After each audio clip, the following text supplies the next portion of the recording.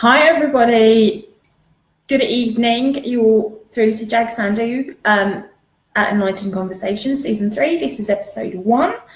And today with me I have got Aldo Raffa. Hello. Who is an international psychic who's worked on psychic TV here in the UK. He is a mentor, an NLP practitioner, who's trained in Angelic Reiki, Usui Reiki and Sekhem Reiki, amongst a whole list of other things. And today we have got Aldo with us in person, and we will be talking about his life as a psychic and what he's doing nowadays. And let's see how the whole evening goes. Absolutely, I'm really excited. Hello, nice to see you. I know. Well, thank you for coming again. We had you on last year, didn't we? Yes, summertime I think it was. Yeah, I think it was early summer. Yes, June, maybe July. June, July, yeah, definitely. So, what have you been doing since then? So I was traveling actually. Really? Yeah, I've been traveling. I went to Japan. I think since the last time we did our wonderful video, which was kind of very magical. I've moved. Doing lots more work with the lovely Qabalah tree, which I know we spoke of. The Qabalah tree, yeah, that was it. The Qabalah tree. You've done a lot with the Qabalah tree, but exactly what have you? The Qabalah tree. We spoke about it briefly last time, but what exactly are you doing with it, and how do you use it in your practice? I know that you mentor people as well. So do you use it in your readings, or do you use it when you're mentoring people? It's more of a tool for, I find, meditation or path working. So path working is what I do when I do more of the mentoring, the transformational journeys with people. So path working is all about working a particular path. So the Kabbalistic tree is made of many different paths. 33 paths, and each path has a different energy and a rhythm. So when I path work with a client, we're activating different energies and working with them to create that change. What kind of pathways are they though? But what kind of energies do you? What kind of energies are there that you're creating? What kind of transformations? Is it, for example, people who have been through, I don't know, like abusive relationships or childhood traumas? What kind of... It's a good question, yeah. What kind of people do you work with? Because obviously, like I know some people who actually mentor others or coach others, depending on whether it's through NLP or life coaching, business coaching, they always touch upon things that have affected individuals. So what kind of things do you work through when you're using the Qabalah tree?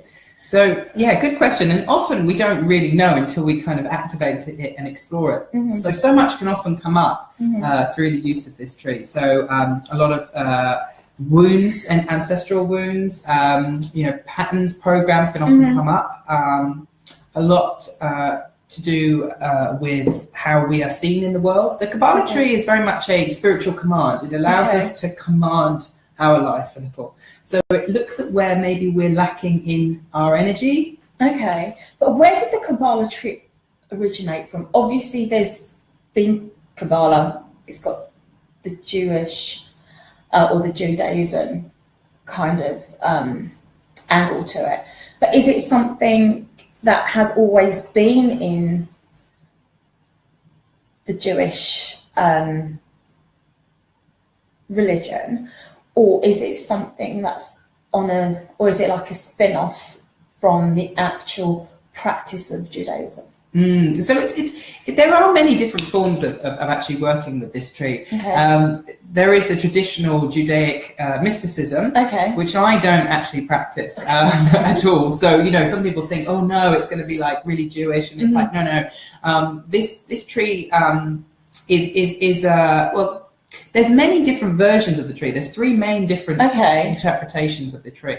The one that's commonly used today is actually originally from a Jesuit. It's more of a Jesuit energy. So we have more Christian Qabalah. There's obviously the Jewish Qabalah, and then there's more of a universal metaphysical Qabalah, which is more of the one that I work with, that combines the tarot and.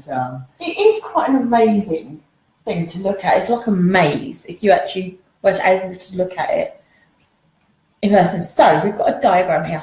We have, yes. So how do you end up using it? Because I know you've mentioned it, because I know you also teach people tarot. Yes. And you said that you've ended up teaching tarot using the tree. But how do you use the tree when you're teaching tarot?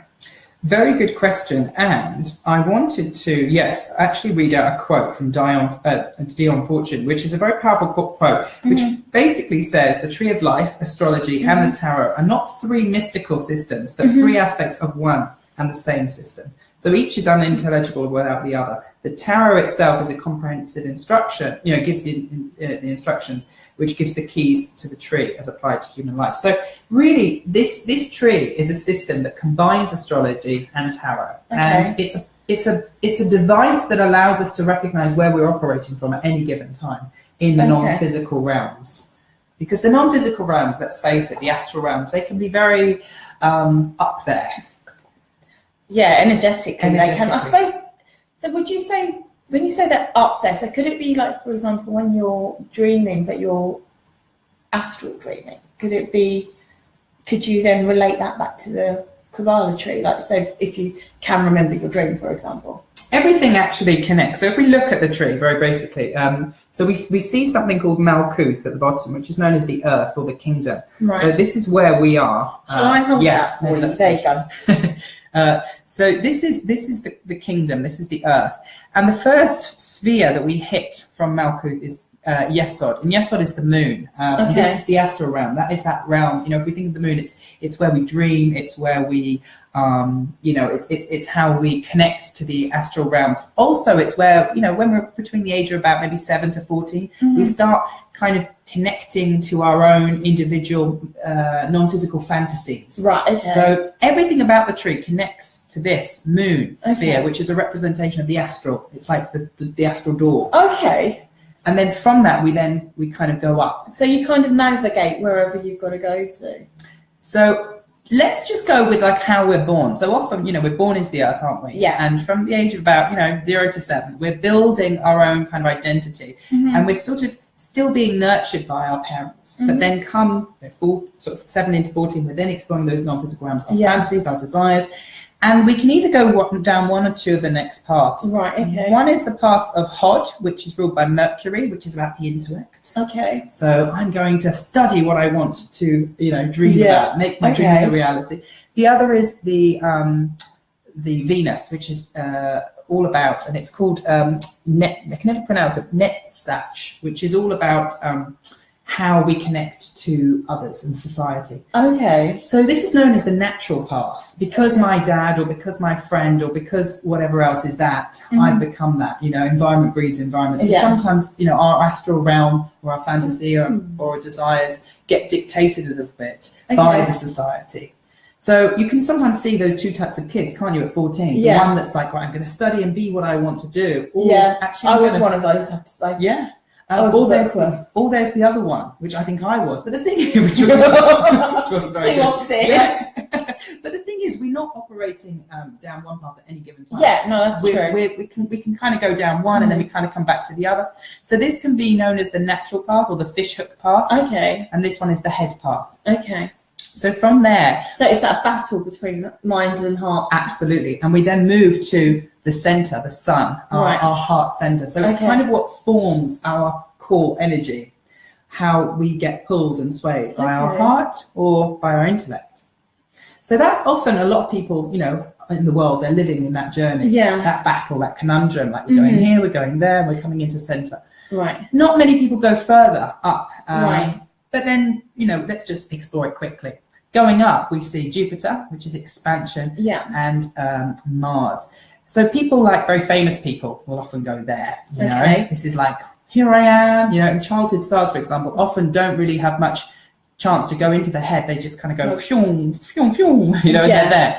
Okay. So we start going up higher. This is about creating big change in the world. And then we see, so this is compassion and forgiveness, and it's all giving. And then we see Mars here, which is judgment. So it's this compassion and judgment that come in. Okay. And then as we go up higher, we see the divine masculine, the divine feminine, and then the source of all. So this is a quick summary of these 10 spheres. They are fundamentally 10 named spheres called the Sephiroth. Sephiroth, okay. In the tree. But there is a hidden one. Is that a Latin? No, this is Jewish. Is that? Okay. Yeah. So, there are 10 fundamental spheres. And then there is a hidden 11th one. But not getting into that, we then see the 22 paths, which relate to the 22 major arcanas of the tarot, the major secrets. Okay.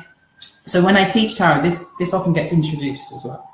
Because there is a... So do you when you teach people tarot, obviously I can see some pictures here of some of the tarot. I don't know if you guys can see them. Hold on. You can probably see... Put it in close enough, you can probably see some of the cards there. But would you use this as a basis for them to do like a spread? I mean, because obviously I know that you've got the Celtic Cross and then you've got the 5-card spread, the horseshoe spread, and obviously everybody creates their own spreads. But would you teach them how to do a spread using the Qabalah tree or not? How do you do that? Yeah. And how does it integrate? And how would you integrate that in? It's a very good question. Yes, I do. And this is very much with the journeys, the 6-month transformational journeys that I do too. Okay. I create 4 trees for them using the tarot. So a karmic tree, okay, a current, sort of mental energy tree, emotional energy tree, current physical manifestation tree. Okay. So there's sort of 4 different trees. So there's the karmic tree. The emotional tree. Emotional tree. The mental tree. Mental tree. And the current manifestation tree. And the current manifestation tree. Okay. So what is the current manifestation tree? So this shows how they're manifesting in their world. At that current moment in time. Yeah. And would you review the trees every month, or how would you do it? So we merge all of those 4 worlds together. Okay. And then explore different paths each month. Yeah, depending on looking at their astrology. Then I then bring in their astrology and looking at. Sounds so complicated. It is actually, but it is a very in-depth system, and this is where it can be very potent, very powerful. Obviously, it can be incredibly enlightening, as the tree is. But what it will often highlight, what needs to be worked on. So it will show maybe those parts that are a little weaker that we need to take command in. Because I don't believe, we're broken and we need to sort of fix people or things. Often we just need to become aware of our darkness. And when we have awareness of that, then we have the choice to kind of empower ourselves, set ourselves free. Yeah. And that's very much what this tool is about. It's about taking command, breaking free from those patterns, but also gaining the awareness around maybe some of those weaker paths to really work. So I suppose it's quite a handy tool in the respect that you're becoming more aware of you as a person, as a whole person, than needing to be with someone to feel whole. Because obviously, and I'm sure you found this, and I found this as well, even in day-to-day life, that where you're not happy in your life, but you feel that maybe having someone in your life will make you feel whole.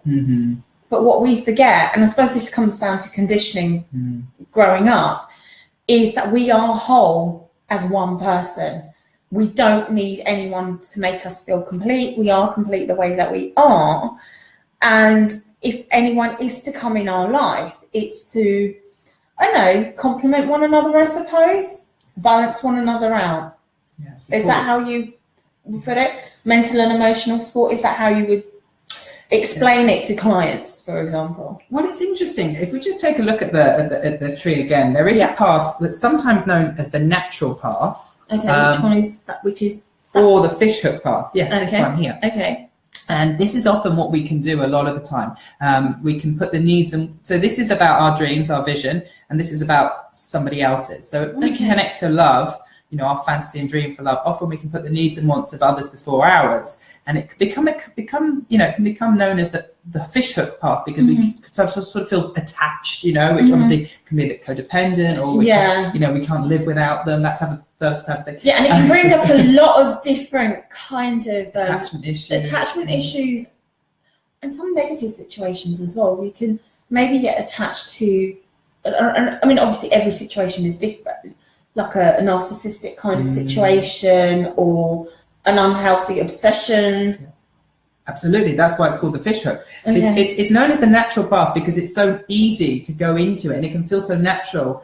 And then next thing you know, you're hooked, you're on it, Okay. And this can be as simple as like when you're 14 and you're like, actually, I'm going to go out with my friends today. You know what I mean? I'm going to rebel and, smoke cigarettes and drink alcohol. It could be as simple as that. Or it's like, oh my God, I love this person so much. I'm sacrificing everything for them. And that's when it becomes unhealthy. And it's where you lose your own identity. I suppose, obviously, 7 and 14, you're quite naive, I'd say, right up until you're 18, to be honest, to a certain point, depending on what kind of social environment you've been in, right? So, and they're quite impressionable ages.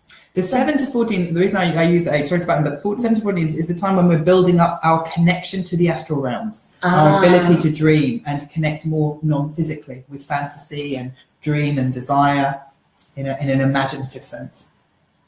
But wouldn't you be doing that before, though? Like when you're... because obviously, if you think about it, young children are very imaginative and open. They're open to everything.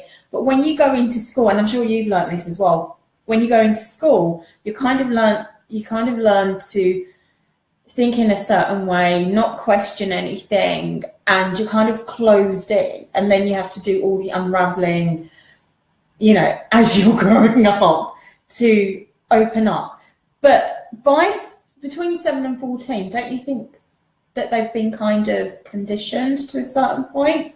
Or is that more on a higher level that you're referring to? Yeah, this is more on a high level, also scientifically based. I think they say between the age of 6 and 7, not 6 and 7, 0 and 7, you're still kind of heavily reliant a lot on kind of the impressions and the dreams of others. Right, So you're more of a sponge to everything. You're learning still. But come 7 to 14, you start breaking away from the non-physical realms of others, and you start to kind of become not ready in any sense to be ready for the world, but you start to explore it and be fascinated and have different dreams. I suppose it's more you're kind of creating your own self identity, and your in a non-physical traits, form. Your strengths and your weaknesses. Personality, all of that kicks in. Yeah.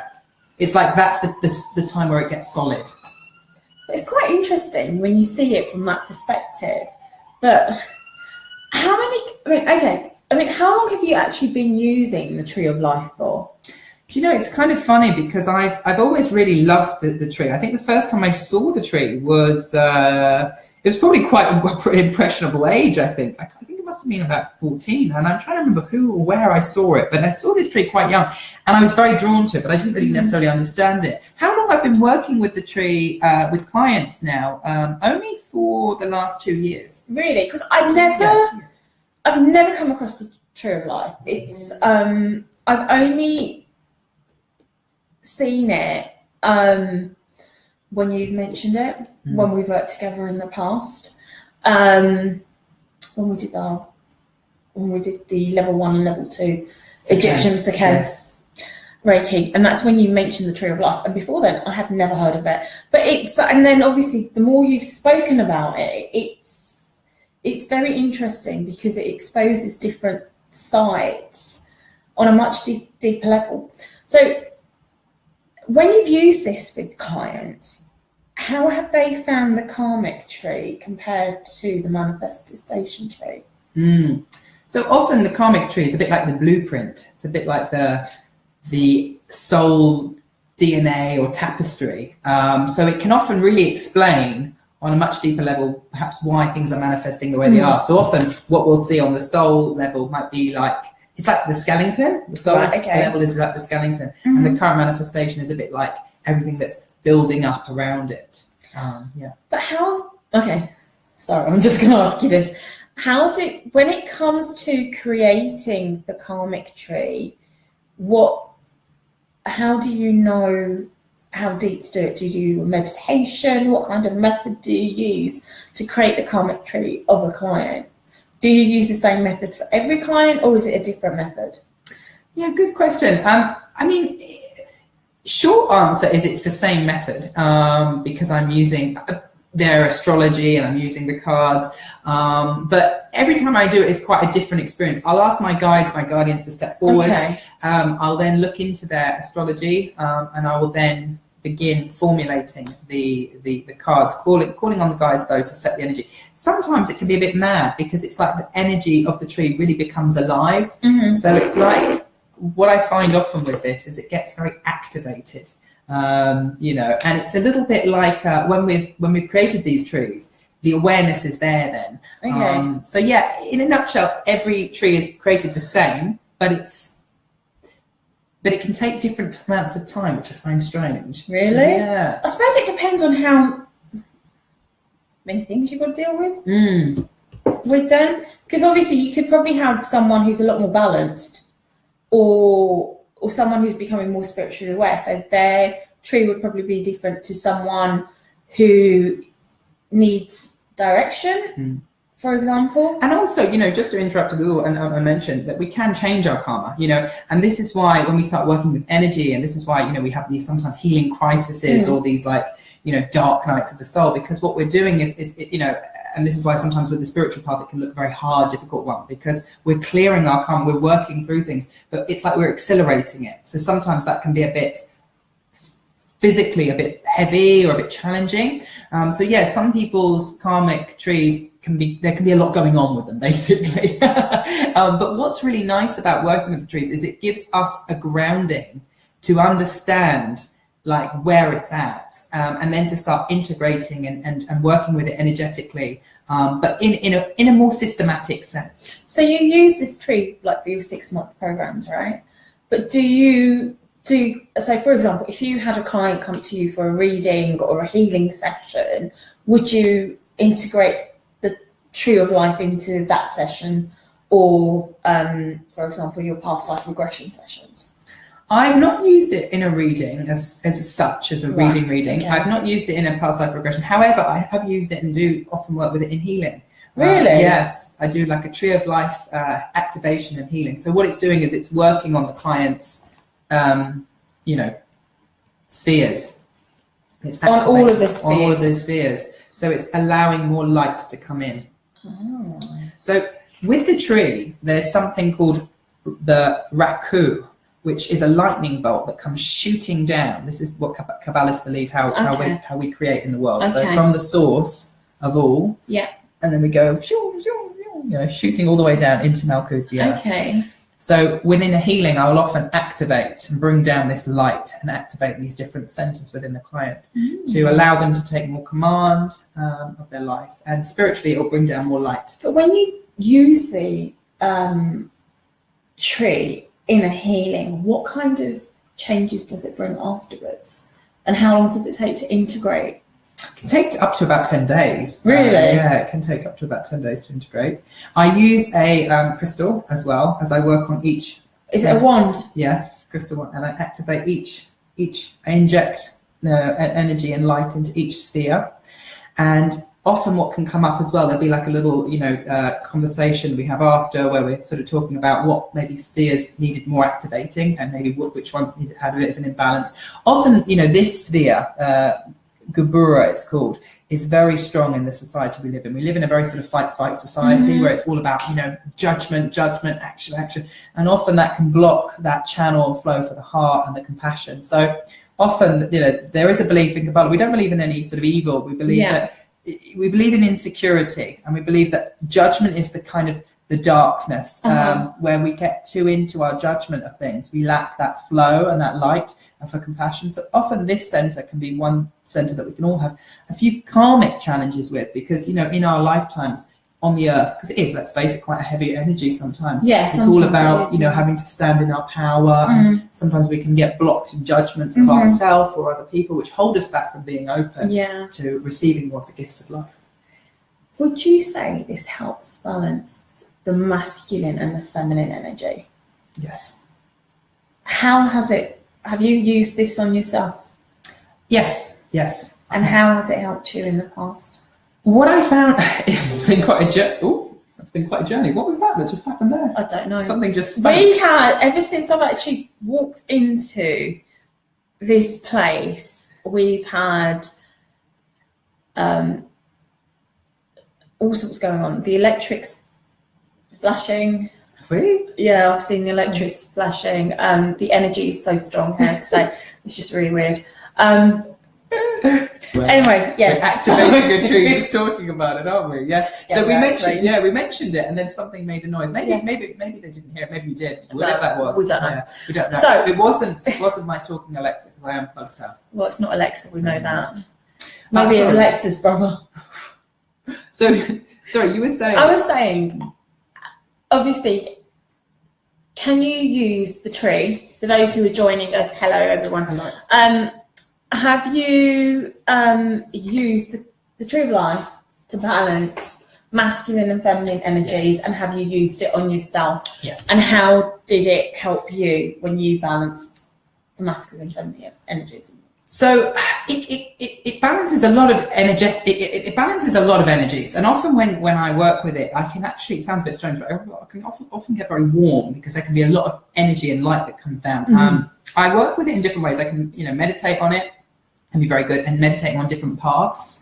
If I want to be more at my center, I'll visualize the center of the tree, and I'll be in that center there. Right. Okay. And then I might want to go here, might want to go there. So I sort of visualize myself there, and then I'm going journeying them.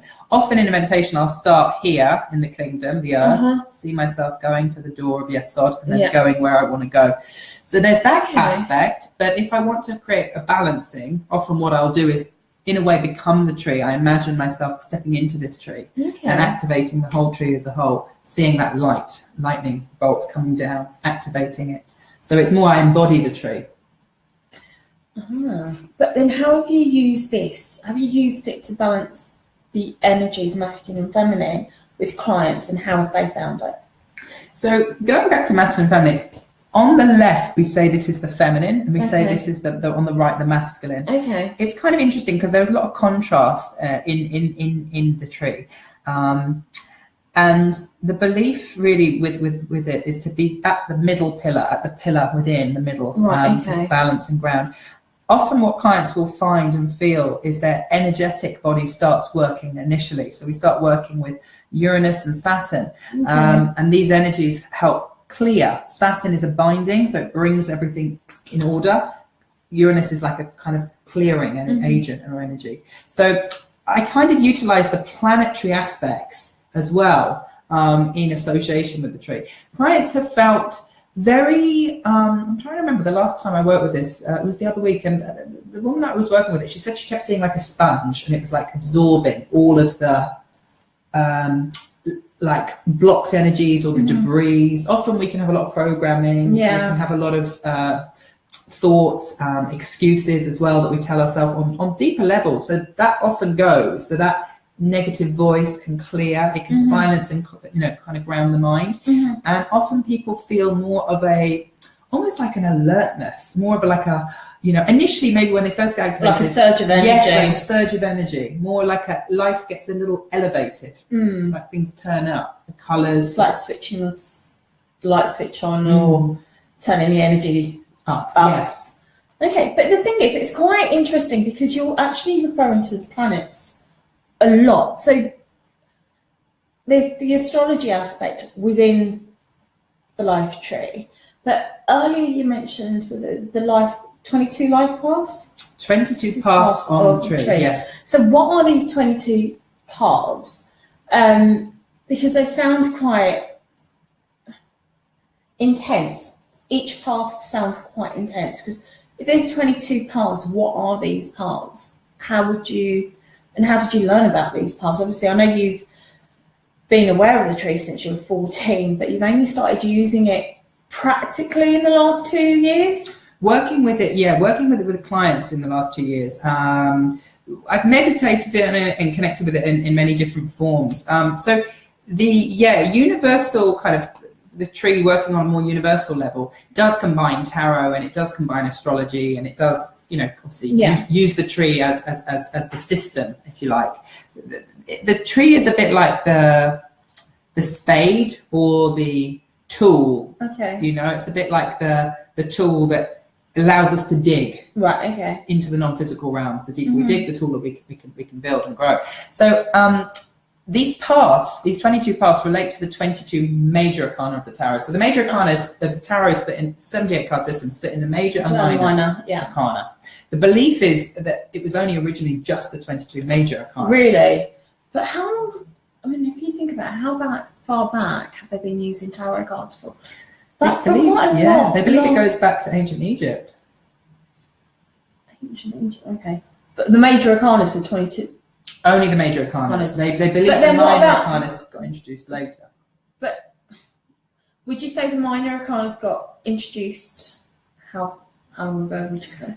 They believe more later, like Victoria. Yeah, maybe a little later. Really? Yeah, it was more of a sort of like they included them. It was a bit of a combination. They believe it came from Italy, the tarocchi, where they kind of brought that in as well. So yeah, the fundamental basic system of the tarot, the skeleton of the tarot, is actually the 22 major arcana, major secrets. And what I like about this tree is it's very much a skeleton. It's got the real fundamental basis of tarot in it, the fundamental kind of functions of astrology in it, and that integration and interaction between those elements. Yeah, because having a look at it, and then also if you look at it a bit deeper, it's got just looking at it, it's got the ox here, the back of the head, the tooth, tau, prop. So what are those relating to? So these are the English translations to the original Hebrew letters, which Hebrew letters are a little bit like keys and codes. And actually, I can see a lovely lady called Jess watching. Hello, Jess. Jess actually is originally she's Jewish, and she actually gave me, funnily enough, she lent me a book. I still have the book, which is all about looking at the language of the Judaic keys and codes. But each letter is also a symbol, which represents these different things. Oh, okay. Which relate and have a kind of correlation also to the tarot too. So, like, for example, back of the head, we have that relating to the moon, and the moon can be very unconscious. Yeah. That's the sort of back of the head. Okay, and then the window here, and that's, I suppose you can the window going to the heart. Where is it gone? The window here that goes to the heart. But there isn't one that goes to the heart to the wisdom. The wisdom, yes, Chokmah, which is the divine father, the divine masculine principle. Hi, Jess. It's quite interesting though, because a lot of people, I don't think a lot of people have come across this, or a lot of people don't actually use this in their practice, or do you? Because you're the first person I've heard about the life of tree from. Do you know any other people who have actually used the tree of life in their practice? Hi, Roll, how are you? Yeah, I think there's a lot of people out there that use it. I think there's a lot of fear and misconception around it, like all potent, powerful things, Got to be open to these things. We have to be open, yeah. And I think it's interesting. I was doing a little interview the other week with a lady who'd never heard of it either, and she was very into a more shamanic pathway. And this tree is at the root or at the core of many mystery schools, many societies, and obviously the Judaic faith as well. But and I know I mentioned this to you before when we spoke before we did the video. Jag was asking me like, oh, okay, so do you practice and work with this in a more Jewish sense? And I'm like, no, not at all. And actually, this wouldn't be something you would do if you were looking at or learning it from that way, because the tree can be used in many different ways. A magical working, which I tend to use it as, or as a more practical kind of religious or mystical Judaic, traditional mystical system, which doesn't tend to tap too into that magical aspect. So I work more with the magical aspects. A lot of people do know of it or are familiar with it, but there is fear around it, purely and simply, I think, because there is a big emphasis around taking command. And I think instantly we can feel a bit scared of doing that. And I think it's just the way society is, you know, it's like, oh, taking command of our power, ooh, you know. I suppose it depends on how you've grown up as well. So, for example, for me, coming from like a Indian background, you know, you must be seen but not heard. You do as we say, and actually taking charge, you're like kind of scared. Yes. Where do I begin? You know, what I can command, you know, life. It's a bit like, no. The roles written, Tree of Life. If you look at placenta after a baby is born, you see the Tree of Life there. Look up a pic of it on Google. We will do. Yes. Thank you. Amazing role. Yeah, good point. I mean, sacred geometry is amazing. Yeah. The Tree of Life is very much in the geometry. It is, because the thing is, you'll see different things, but we won't understand what it is, and we'll see things in everyday life. Yes. And it's almost like, again, when you're not aware, you're just kind of unconscious, aren't you? But it's like when you become aware, it's like, oh, it opens up again in a different way. And I think even with this tree, you know, even though we, you know, people might be watching today, you might not understand. We've got the tree behind us as well. Just its energy. You know, I always find just a great way to begin, because what people often ask, how do you work with it? The great way to begin is just kind of welcome it in, bring it in, just call it in, meditate on it. I find it can often, if you're in a place where you're feeling a little unsure, also if you're in victimhood, I find the tree is very good for bringing a sort of sense of clarity, empowering, even without knowing about it, just meditating on it. Spiritually, its geometry represents like a kind of blueprint or a command. Yeah, it does, because if you have a look at it, even if you look at it from behind, but it's almost like split it in the middle. It's the mirror image of one another. Absolutely. The yin and the yang. And it's like a sort of extended diamond. It is. And the thing is, if you break it down, it's amazing, because this, do you know what this is reminding?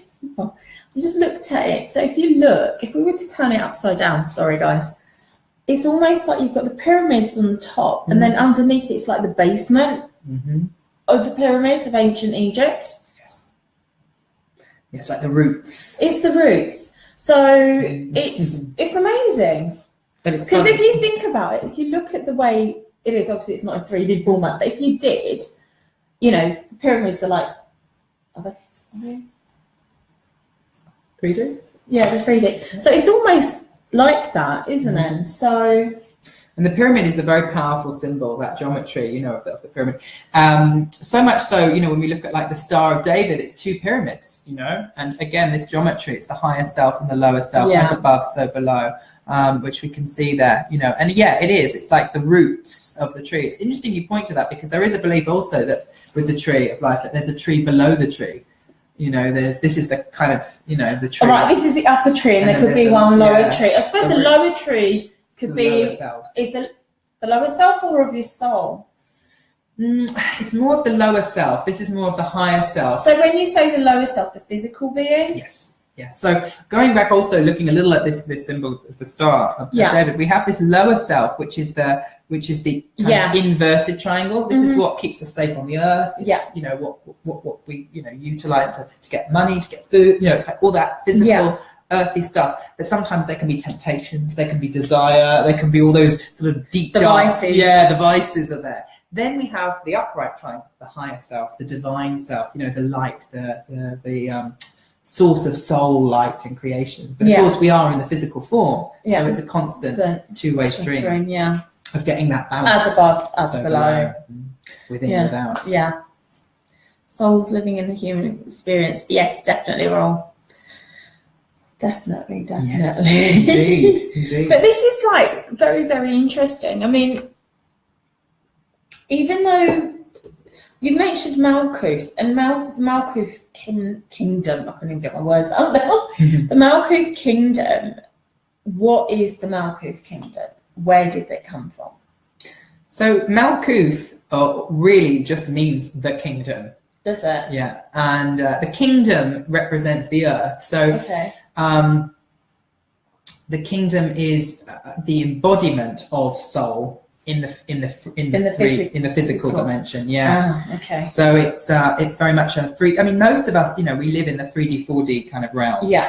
Most of the world lives in the 4D realms, but maybe some of the less developed world, which isn't much, maybe 3D, but it's 3D, 4D realm, and that's what Malkuth is talking about. Okay. I recommend, if no one's heard of it, working with the Kabbalistic Cross. So the Kabbalistic Cross is a very powerful cross, and I know I introduce it to sometimes when I also teach the Sekhem Reiki, because I find it a very powerful integration of light. So what we're saying when we do this cross, if anyone's familiar with it, it's Ate, and then we start with the forehead, then we touch the base chakra or the root, Malkuth, Vegabura, Vegadula, Leolam, Amen. Now what we're doing really is we're activating the tree within us. Ate, you're saying to the divine, you are, thou art, you are, and then you're bringing that light in to Malkuth, to your root, the kingdom. So you're saying, the divine is within my physical foundation. The power, which is the right shoulder, which relates to the tree, Vegabura. The glory, Vegadula, or mercy. Up here? Yeah. Up there? No, that's up there. Yeah.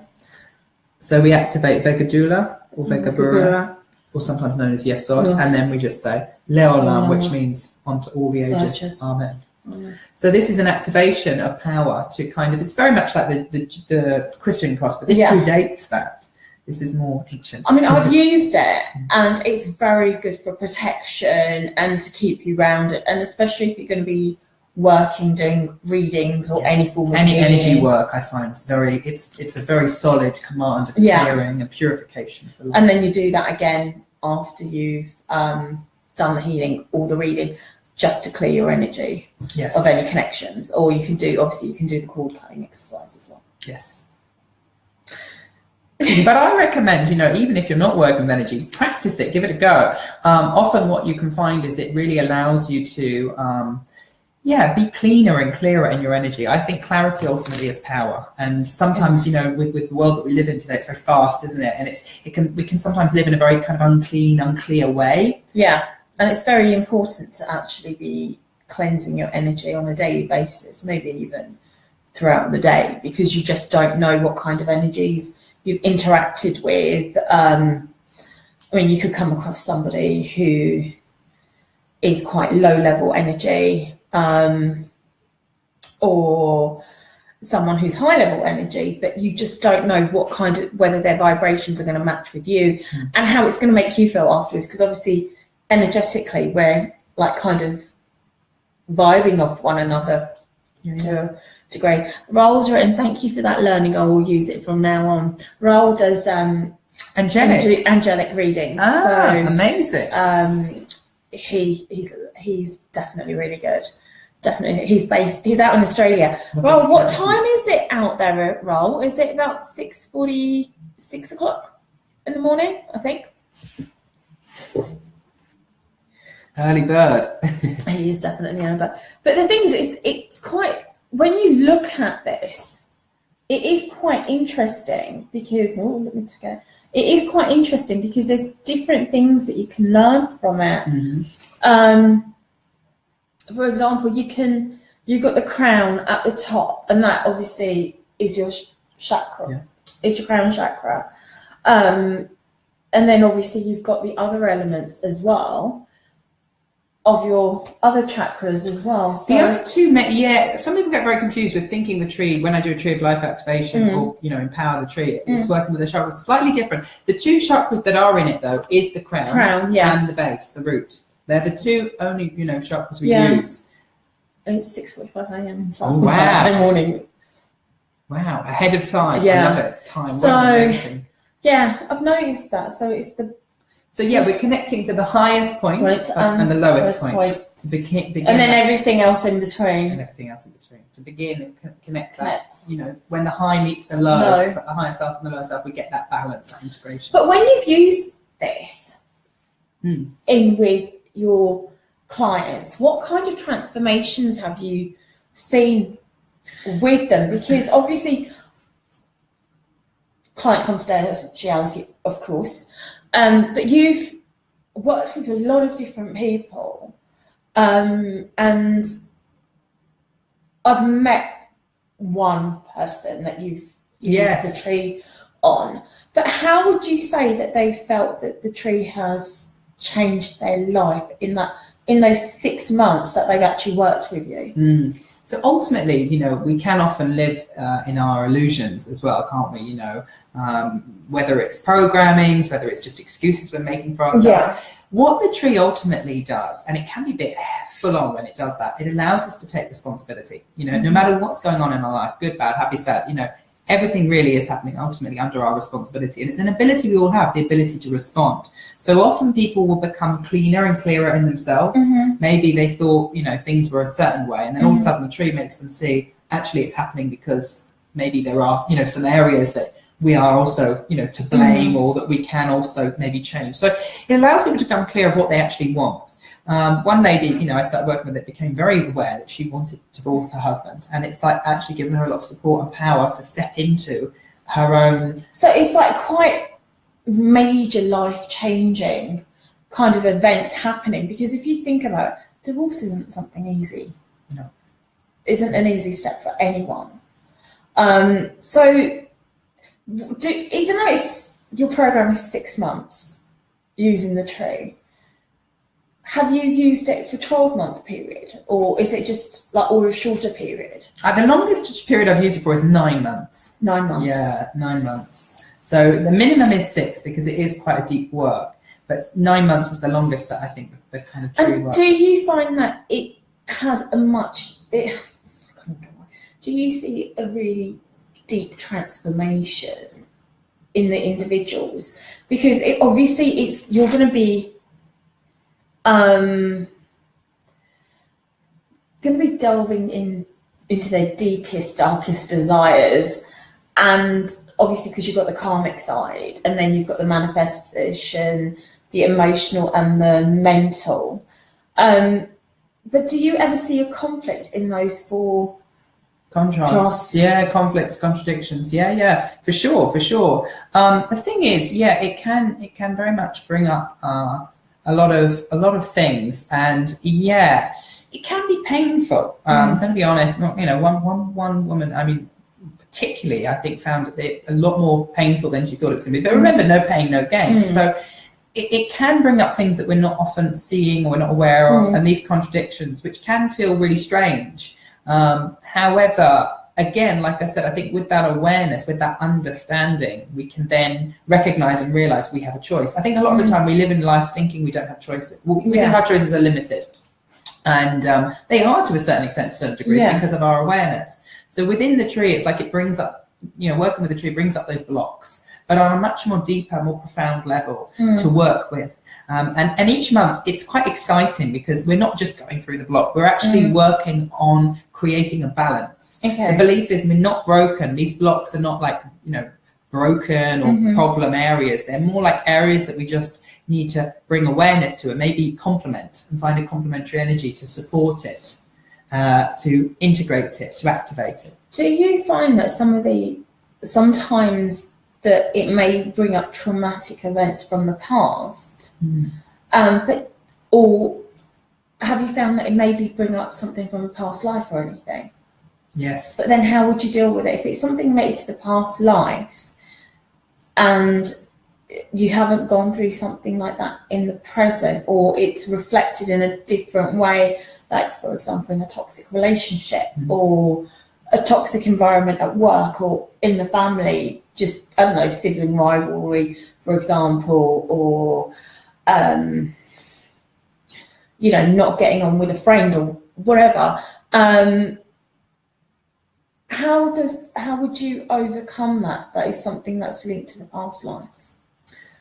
So past life, I mean, and this is what the tree is quite interesting at doing. Past life revolves around the belief of, or the concept rather of,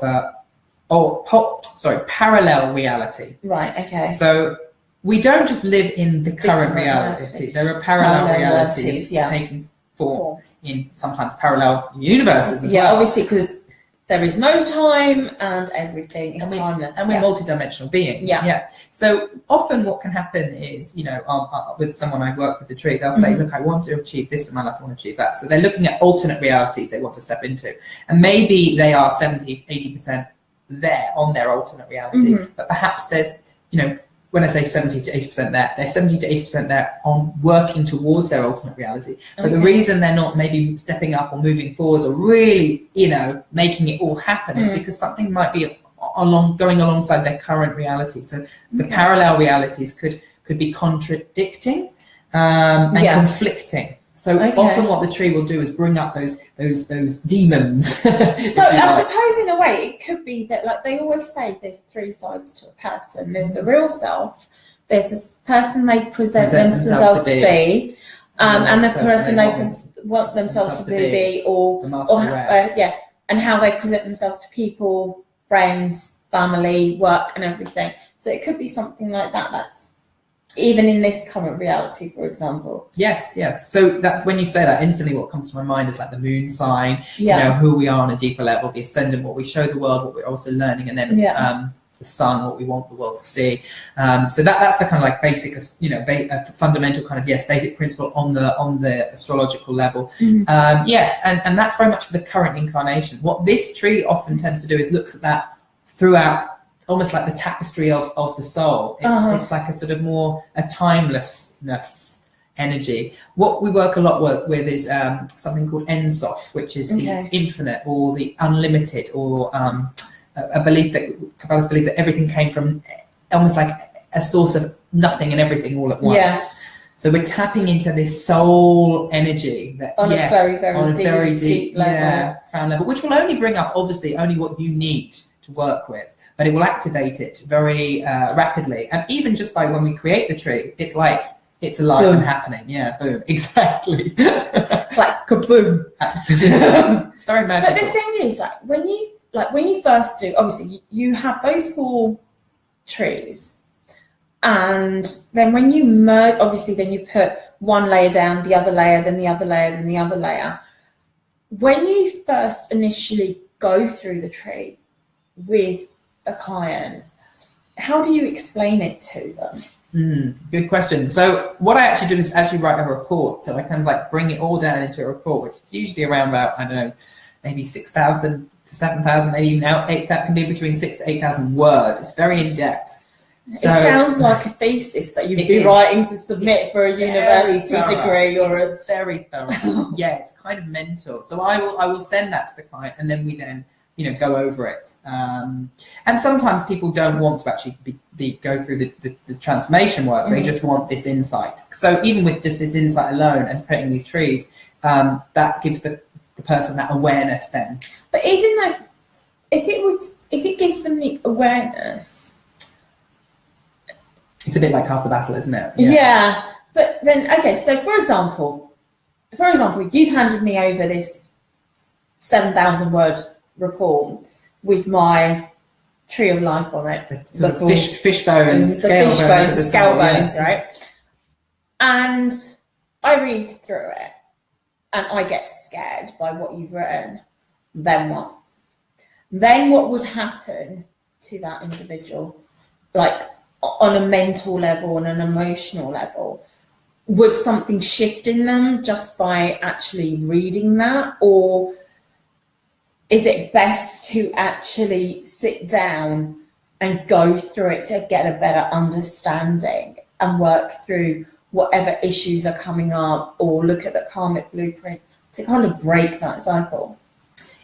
Yeah, I think it's kind of interesting. I suppose, when you say scared of something, I mean, I think fear is a very big illusion. Yeah. And this system is all about breaking down those illusions and shedding light onto them. So often, the scariest thing you'll find looking at your tree and your soul's map is that you will be like, oh my God, I have choices that I didn't know I had. Yeah. So it's more about, kind of being empowered by choices. The scary thing is how unconscious perhaps you've been leading or living life on some level. So it's not going to be an experience that will make you feel like you've got no choice. If anything, it's going to shed light and show where those chains maybe are, where those attachments or those blocks or pains, or not pains, but those opportunities to transform are. So it can often be half the battle, because with that awareness you become so clear and aware of your choices.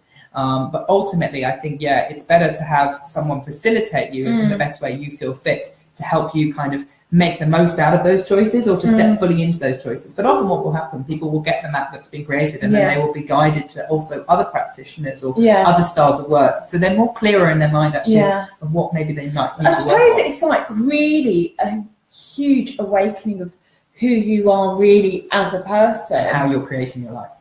Because a lot of people don't actually realise that I suppose it comes back to the blocks that we have, self-limiting beliefs that have been imposed on us or we impose on ourselves on a subconscious level.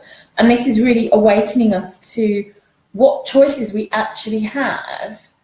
And when it comes down to it, that we are infinite beings in an abundant world. Absolutely.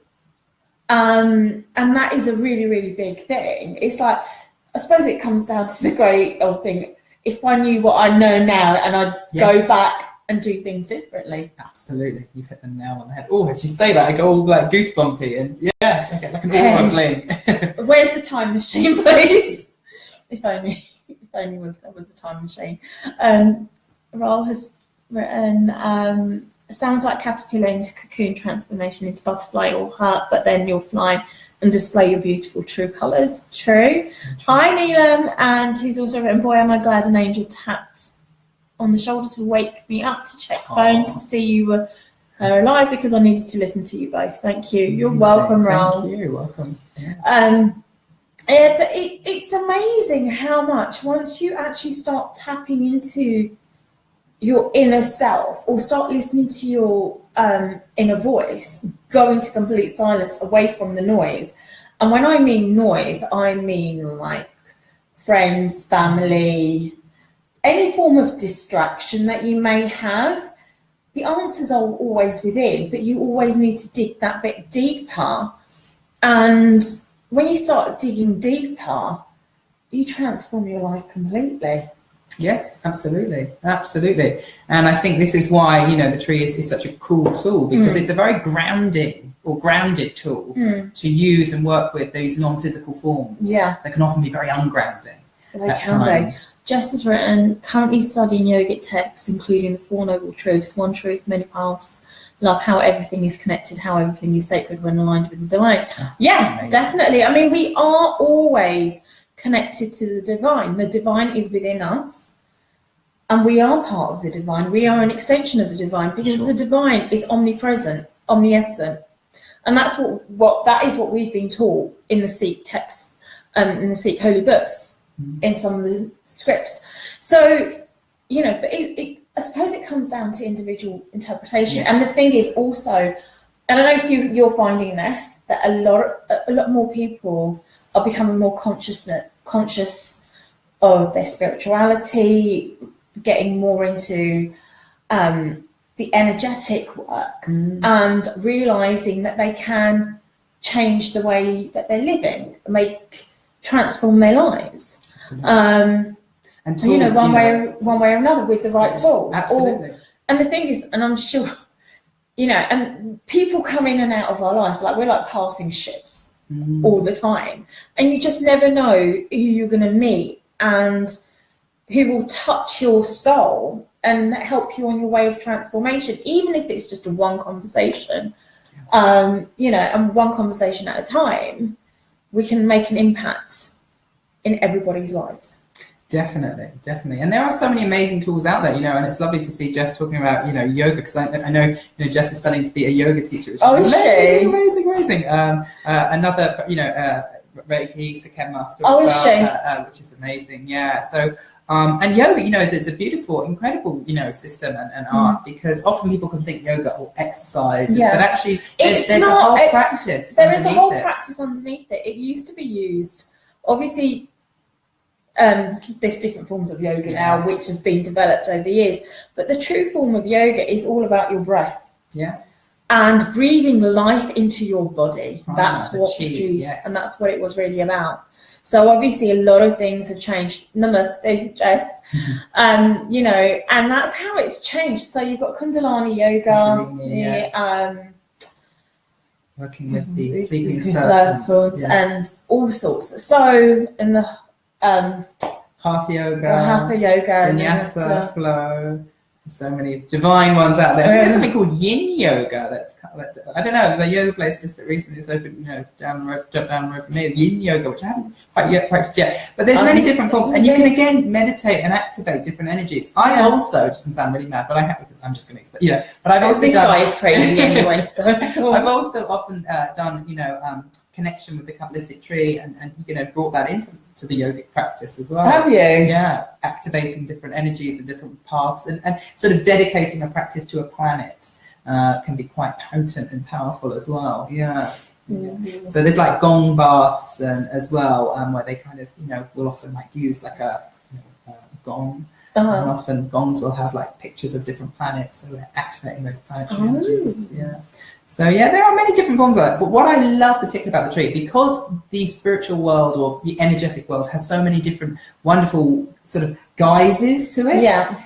It can feel so amazing. But can also, if you're new to exploring that world, also think, whoa, where do I begin? And what I find the tree is a very strong, grounded, almost like rock or root to understand where maybe any given time you might be operating from, and how to maybe perhaps explore or tap into different paths. So it's that path working effect, directing, the energy. Yeah, but I mean, we could have a lot more conversations on the tree, but that's all we've got time for today, everybody. So thank you very much for joining Aldo and I, and hopefully I will have Aldo back again, so we can actually. I'll be a volunteer. I'm going to guinea pig myself to actually see how he actually. Creates the life of tree, the tree of life. Sorry, for me, how he actually, all the way around. Yeah, it's getting late. The life of tree, the tree of life. How he creates the tree of life, and then maybe we can go into more detail on each of the pathways. Begin journeying them a bit more. So if you would be interested in seeing that, comment below and let us know if you'd like to see us together again, talking more about the tree of life. Okay, so thank you very much for joining us, and hope to join you all soon again. Thank you. Take care. Bye.